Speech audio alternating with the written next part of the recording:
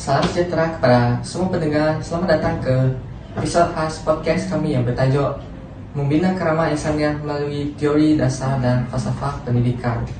Saya Jensen dan bersama saya pada hari ini ialah dua rakan seperjuangan iaitu Mia dan Lorena.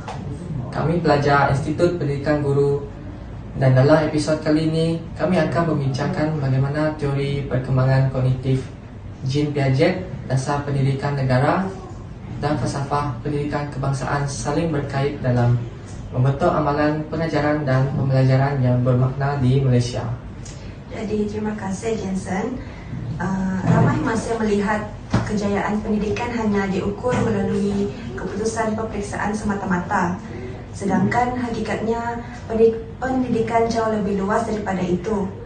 Pendidikan sebenarnya merangkumi usaha membangunkan insan secara holistik, meliputi aspek intelek, emosi, sosial, rohani dan jasmani. Inilah yang dimaksudkan dengan karamah insaniah, yaitu nilai kemanusiaan yang menjadi teras kepada falsafah pendidikan negara kita. Ya Mia, konsep ini sebenarnya bukan sekadar wujud dalam dokumen dasar atau slogan pendidikan, tetapi turut disokong oleh pelbagai teori perkembangan manusia yang memberi panduan kepada guru dalam memahami cara murid belajar. Salah satu teori yang sangat berpengaruh ialah teori perkembangan kognitif Jean Piaget.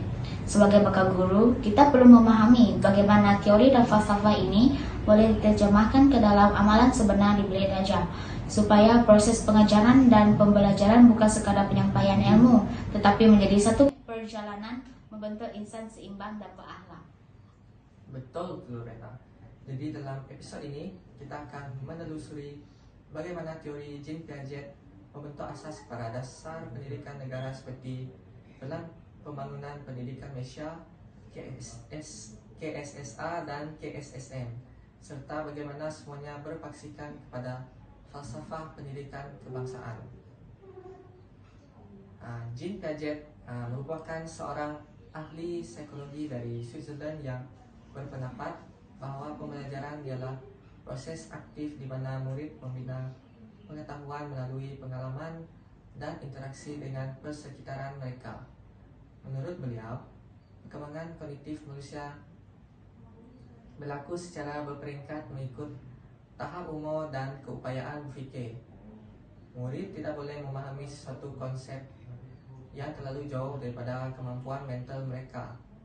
Piaget membahagikan perkembangan kognitif kepada 4 tahap, iaitu sensori motor, praoperasi, operasi konkret dan operasi formal. Dalam konteks pendidikan Malaysia, pemahaman terhadap tahap-tahap ini amat penting bagi memastikan guru menggunakan pendekatan yang bersesuaian. Jadi murid sekolah rendah misalnya yang berada pada tahap operasi konkret, pada peringkat ini mereka lebih mudah memahami sesuatu konsep melalui aktiviti yang melibatkan bahan maujud dan pengalaman sebenar. Contohnya, dalam mata pelajaran sains, guru boleh menggunakan blok warna atau bahan fizikal untuk membantu murid memahami konsep pecahan atau proses saintifik. Aktiviti yang bersifat eksploratif dan praktikal ini seiring dengan cara murid berfikir pada tahap tersebut. Manakala bagi murid sekolah menengah pula, mereka berada pada tahap operasi formal. Pada tahap ini, mereka sudah mampu berfikir secara abstrak dan logik. Oleh itu, guru boleh menggunakan kaedah seperti perbincangan kumpulan, debat, simulasi atau kajian case untuk menggalakkan pemikiran kritikal.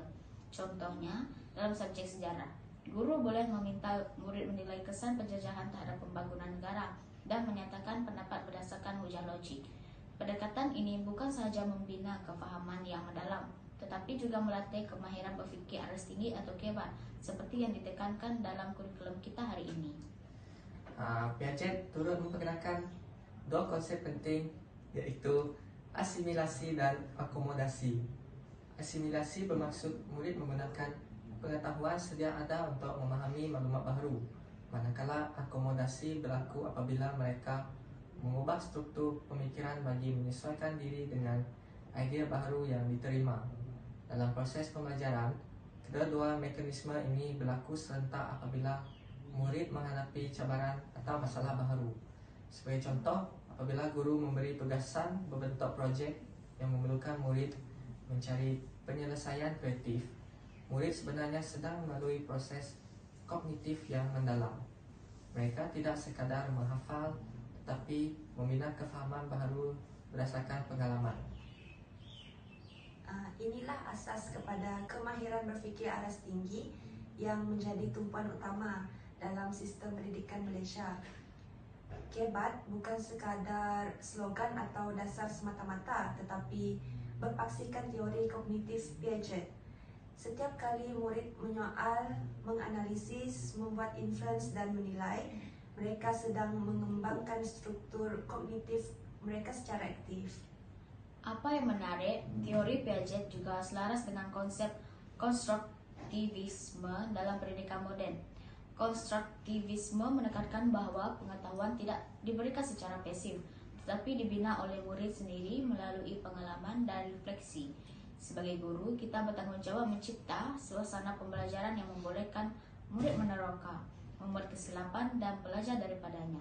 Inilah asas sebenar pembelajaran bermakna yang disokong oleh teori Piaget dan diamalkan dalam kurikulum Malaysia. Saya setuju sepenuhnya.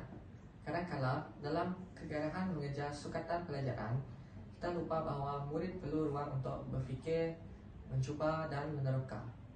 Berdasarkan teori Piaget, proses membina makna dan pengalaman itu sendiri jauh lebih penting daripada hasil akhir.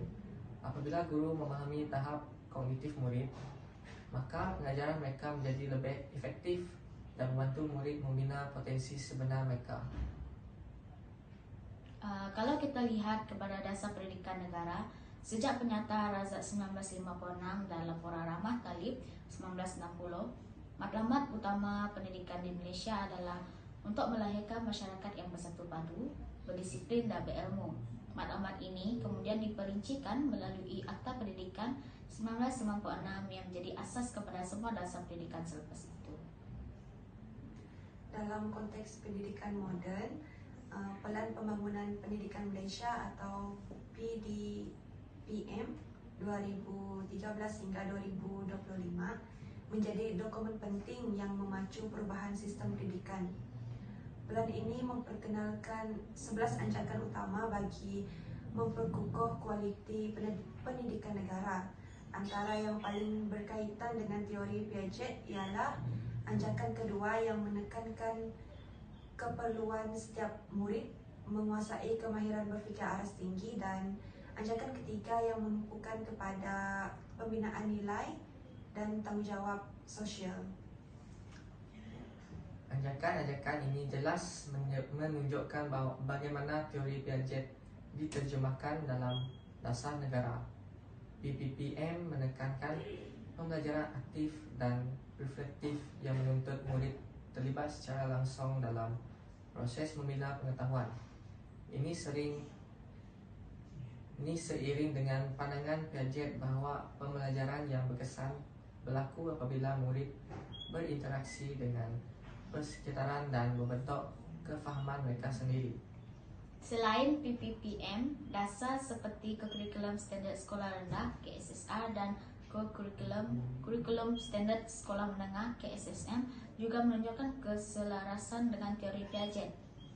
KSSR menekankan pembelajaran berasaskan aktiviti dan pentaksiran formatif yang membantu murid memahami konsep melalui pengalaman konkret. Manakala KSSM memberi fokus kepada pembangunan kemahiran insaniah, pemikiran kritikal dan inovasi yang mencerminkan tahap operasi formal murid sekolah menengah. Dasar-dasar lain seperti STEM dan TVET turut memperkukuh pendekatan ini. Aktiviti berdasarkan projek, reka cipta dan penyelesaian masalah sebenar membolehkan murid mengaitkan pembelajaran dengan situasi kehidupan sebenar.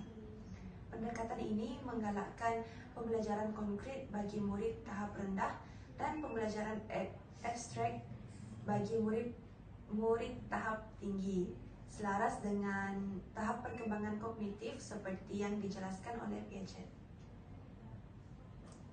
Jelaslah bahwa teori Piaget bukan sekadar teori psikologi semata-mata, tetapi telah diintegrasikan secara menyeluruh ke dalam sistem pendidikan Malaysia. Ia menjadi asas kepada pelbagai dasar yang memastikan pembelajaran di sekolah bukan hanya menumpukan kepada pencapaian akademik, tetapi juga membina potensi intelek, sosial dan emosi murid ke arah keseimbangan insan sejati. Sekarang, mari kita lihat pula bagaimana falsafah pendidikan kebangsaan menjadi penghubung antara teori dan dasar FPK.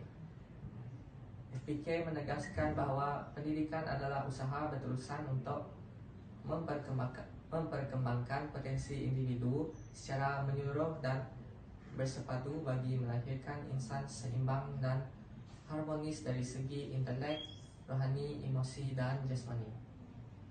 Kalau teori Piaget menjelaskan bagaimana murid belajar, maka FPK menjawab mengapa kita mendidik. Ia memberikan arah dan nilai kepada sistem pendidikan. FPK menegaskan bahawa pembelajaran bukan hanya tentang memperoleh ilmu, tetapi juga tentang membentuk manusia yang berakhlak, bertanggungjawab dan berjiwa kemanusiaan. Falsafah pendidikan guru pula memperkukuh peranan guru sebagai pembimbing, pembentuk insan dan ejen perubahan sosial. Guru yang memahami teori Piaget akan lebih empatik dan bijak menyesuaikan strategi pengajaran mengikut keupayaan kognitif murid. Guru sebegini tidak hanya mengajar untuk lulus peperiksaan, tetapi mendidik untuk membina insan. Sebagai contoh, pendekatan project based learning memberi peluang kepada murid meneroka idea sendiri, berfikir secara kritikal dan bekerja dalam kumpulan. Kaedah ini mencerminkan prinsip teori Piaget tentang pembelajaran aktif sambil memenuhi maklumat PPPM dan prinsip FPK untuk melahirkan murid yang berilmu dan beretika. Selain itu, Standard Guru Malaysia 2.0 juga menekankan kepentingan guru menguasai teori perkembangan murid dan mengaplikasinya secara reflektif. Ini menunjukkan bahawa guru perlu menjadi profesional yang mampu menganalisis, menilai dan memperbaiki kaedah PDP secara berterusan, bukan sekadar mengikut arahan.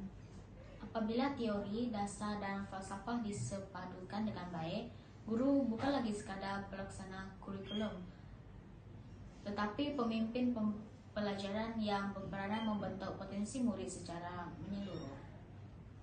Kesimpulannya, teori Jean Piaget memberikan asas saintifik dalam memahami bagaimana murid berfikir dan belajar.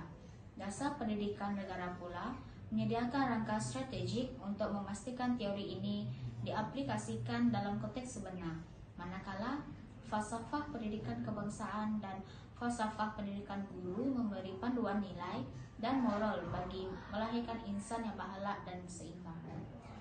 Apabila ketiga-tiga elemen ini disepadukan, teori, dasar dan falsafah, barulah sistem pendidikan dapat mencapai keseimbangan antara kecerdasan intelek dan keutuhan kemanusiaan.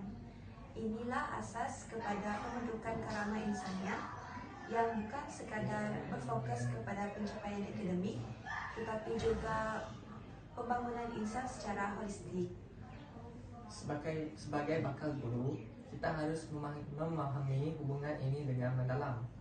Guru yang memahami teori Piaget akan lebih bijak menyesuaikan pendekatan PDP, manakala kefahaman terhadap dasar dan falsafah pula membantu kita membentuk murid yang bukan sahaja berfikir secara kritikal tetapi juga berjiwa kemanusiaan. Sepanjang menyiapkan podcast ini, saya sedar bahawa kolaborasi antara kita sebenarnya menggambarkan semangat pendidikan itu sendiri. Belajar bersama, saling berkongsi pandangan dan sama-sama berkembang. Benar, bila kita saling bertukar pandangan dan berfikir secara reflektif, kita bukan saja menyiapkan tugasan, tetapi juga melatih diri menjadi guru profesional dan berfikir secara mendalam. Jadi, untuk semua pendengar yang merupakan bakal guru, ingatlah bahawa teori ialah panduan, dasar ialah alat tuju, dan falsafah ialah jiwa pendidikan. Gabungkan ketiganya dan Anda akan menjadi pendidik yang bukan sahaja mengajar tetapi membina manusia. Sekian saja daripada kami. Terima kasih kerana mendengar podcast ini. Semoga perbincangan kami menjadi inspirasi kepada semua pendidik untuk terus membina insan yang berilmu, berakhlak dan berjiwa kemanusiaan. Terima kasih. Terima kasih.